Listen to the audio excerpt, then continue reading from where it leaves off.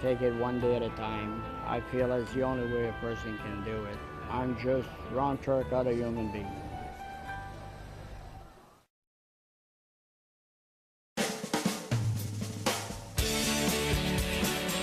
Well, it's no fun, rather, to go racing alone. It's always good to bring your friends. Once in a while, they know racing, and other times they don't. But you can set them up for a successful day at the track with a new book that's out. It's called The Newcomer's Guide to Horse Racing, and the author, Paul Imbricas, joins us right now on Race Day America. Paul, welcome to the show. Thank you, Carolyn. Thanks for having us. What was your impetus, or thanks for joining us, rather. Okay. What was your impetus to write The Newcomer's Guide to Horse Racing? Well, it's kind of almost a perfect storm, you might say. A friend of mine that I used to work with, Hollywood Park, that passed away last year, Tom Connolly, no relation. He was really good with the newcomers, and about 3 years ago, he said, we really got to have something for the newcomers. So we talked about doing the book, and of course, like everything else, you just kind of let it go. So it was a one-year memorial last April of his passing, and I was thinking a lot about Tom, and I was just, at my computer, and I was deleting some old files, and I saw this file that said new book. And I go, I wonder what that is, and then sure enough, I came across a little outline. I said, you know what, I mean, Tom was such a good friend to me and did so much for me. I said, I'm going to do this for Tom, and I'm going to do this for horse racing because we're struggling and we need to generate new fans. That was kind of the impetus behind it. So he'd already created the outline for it? Together we did. Okay. It was called Betting Basics for the Beginner, but I changed the title. Gotcha. You did, first of all, great job in laying it out. It really simplifies everything for the newcomers. And as Carolyn and I know, and I'm sure you know as well, when you bring out friends for the first time that don't know racing, and when you've had as much experience at the racetrack as we have had, there's a level of frustration in trying to sit down and talk through with them. Was that kind of part of it, too, is just trying to laying out the layman's terms of racing and the $2 wager and the exacta and the try and things like that? Yes, Scott. I've been working with the group events departments both at Santa Anita and Hollywood Park, primarily with the newcomers. And the one thing you have to do is you have to try to keep things simple. And that was my main focus on the book, is just to try to, give them a little taste of everything. But, the book could have been like 4 times as thick, Sure. But, I do beginner seminars, and I just know you just can't give somebody, too much at one time. So this is just something that it was designed that they could, bring it to the racetrack with them, read it between races, and by the time the end of the day comes along, a lot of their questions have been answered, and they're ready to come back again. That was kind of my motivation. Well, Paul, my favorite section so far has been the going to the racetrack section, because I think it's daunting even to drive up and enter the gates of a racetrack, and you sort of lay it out from admission to bringing your pens for handicapping to where to pick up your program. Why did you feel like that was so essential? Again, I think you said the key word, intimidating. A lot of people are intimidated to try something new, especially nowadays when there's so many different wagers available, and anything you want. Like I was thinking myself, if I was going to, I've never been to a NASCAR event, but if I was going to go to one, I would like to kind of know what it's all about and what to bring. So I think it's important. One of the key things there I put in there was to bring cash. Okay, People have asked me that. Can I bet with a credit card? No, I mean just a funny story.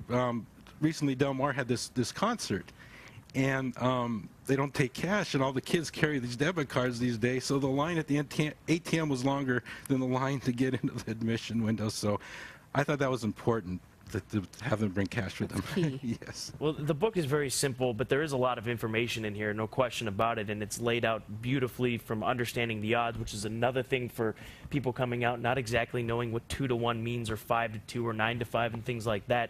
But you said that you've done seminars in the past for newcomers. So when you do something like give us a taste of your approach in doing that, in setting up newcomers sitting there looking to take in some information for the first time at the racetrack. You're talking specifically about the odds. I think the odds are just in general. I mean, just in general. Say you're at a seminar. Yeah. How do you set them up? Give us a taste of what you would do in a seminar. Well, the first thing I do is I ask, how many people have been here are here for the first time, and normally a lot of hands go up. Mm-hmm. And what I do, what I do try to do is before I even go into the types of bets, I do start with the odds. I do want to, because everything's predicated on the win odds. Sure. So I basically, first of all, get them to look at the program, and I point out, first of all, the morning line, and I explain that those are, just projected odds, and the actual odds are going to be determined by how we're all betting here today. So, and then I proceed, and I just start with the whole numbers, and I explain that, if it's 2 to 1, you're going to win $2 per dollar bet, and so on and so forth. And then I don't want to get too deep with the 9 to 5s and the 5 to 2s, but that's kind of how I start off. And then I explain that the odds are based on the odds of the horse winning the race. Sure. And from there, once I have a feel, they have a feel for the win bet, then I explain about the place in the show betting. And then from there, I kind of go into let's pick a horse. And a lot of times, I do use the program as a tool. And a lot of the programs have, information about, the different wagers and things like that. So I just kind of touch on those things. Well, Paul, page 12 is key. I had 3 newcomers at the track on Sunday. It said what the different odds paid, and that was the focus of my group. But I only had 1 of these. I didn't have 3 to go around. Where do I get more? I need a stack this thick for my friends. Okay, well, thank you so much. We have them in the gift shop here at Santa Anita. They're in the gift shop at Hollywood Park. They're online at todaysracingdigest.com and also on Amazon.com. And I do have some in my trunk, so I'd be happy to give you as many as you'd like. Please do. Yes. Let's not give it all away for free, though. Let's sell a couple of them, Paul. No. And also, I also like to point out, Oak Tree at Hollywood Park is using this as a tool for the group events now. Yeah, I love it. I must say, this is something that's been needed for a long time. Racing can be extremely intimidating, and this takes some of that away. You walk in, feel like you know just a little something. And if you need a section on what to wear at the racetrack on big days, Carolyn could probably come up with something for you. That's the next book. That's the next stop. We'll team up. Okay, sounds All right. good. So when we come back on Race Day America, another guest joining us. It's David Grenning, the Daily Racing Forum's reporter, and he'll be telling us his thoughts on the big weekend from Belmont.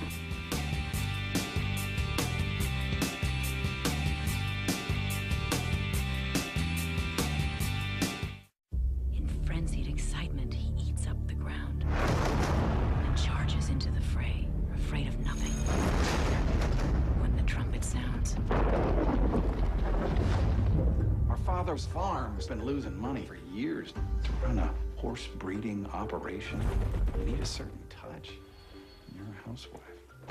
I feel like I could make something work. Miss, this is a gentleman's club, miss. I need a good trainer. You need a Lucian Lauren. Dresses like Superfly. He's trying to retire. I'm tired of babysitting half-ton animals who are stubborn as their owners are. Any other questions? How much did you spend on that hat? Have you ever seen that? What? Colt stand up that fast. Well, Mr. Lauren, what do you think? I think he eats too much. He lays against the back of that starting gate like he's in the Caribbean. Secretariat is not afraid, and neither am I. Horse racing is unforgiving for housewives. It's like every other million-dollar gamble we housewives make every day. All right, then. Let's show them what you're made of. If you were to lose just one of those races, you could lose everything. My father's legacy isn't money. It's the will to win. You're guaranteeing that this horse is going to win the Triple Crown. Hasn't been done in 25 years. You're that stubborn. I'm that right. She scares me. Good. Hey, there's Mom. Now that you've gotten their attention, every owner, every trainer, every jockey out there is going to be trying to bring us down. You're about to see something that you ain't never seen before. Secretariat, rated PG, October 8th. For 100 years, one family, one farm has set the gold standard. Claiborne Farm.